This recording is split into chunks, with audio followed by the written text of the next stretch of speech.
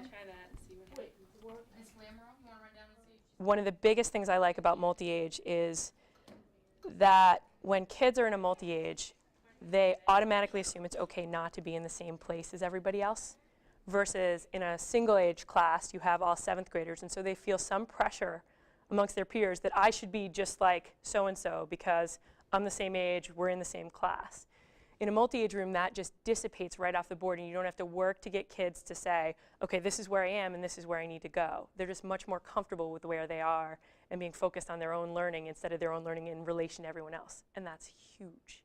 I think it's really fun because, like, I have a lot of friends that are in 8th grade, and I can be in the same class with them, and it's cool because I get to meet, like, 6th graders, and I get to, like, know 6th graders better because I'm on their team and, like, have class with them. I found it really comfortable. I found the kids to form more of a community, that there wasn't so much clustering going on, that they were really together as a group, and it just changed the dynamics of the classroom.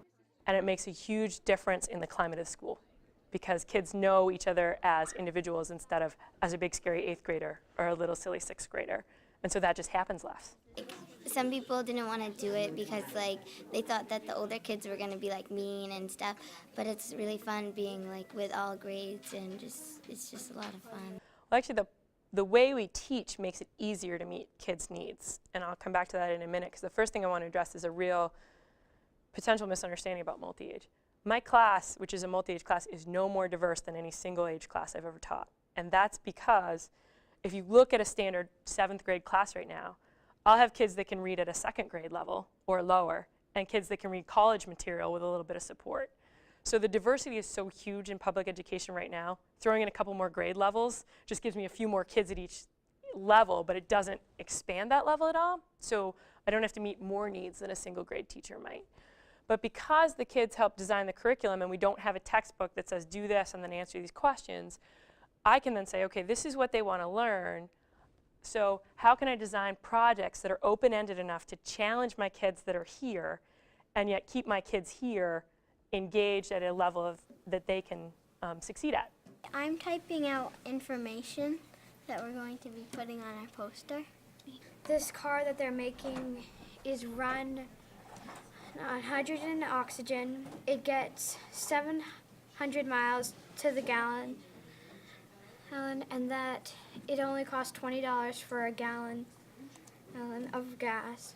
I came up with 4 or 5 different roles, and when the kids chose groups, there were roles for some kids who were really going to struggle with language, where it was more art-based, or there are opportunities for kids to choose how they're going to show what they know in a project. So this is the material I want a student to know, but they could demonstrate that by writing a report or doing a project or doing this poster, so that there are different ways for kids to show they got what I needed them to have.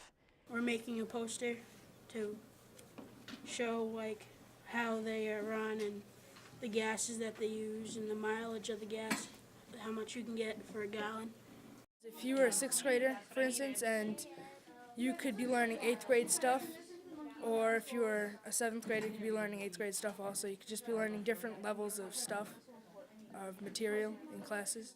The data is showing us right now is much like the national data, multi-age single grade, is that our kids academically, it seems to be pretty flat. Doesn't look to be any benefit one way or another achievement-wise for our kids. Slightly better for the kids in terms of their 9th grade grades, from actual grades from the high school for multi-age. Slightly better for the MEA scores for single grade last spring. So, and not statistically significant, I think, in either direction for either of those groups. What we're seeing the difference in, again, is the discipline referrals to the dean of students, the whole climate issues that we're seeing in the school. So that's the kind of data we're collecting.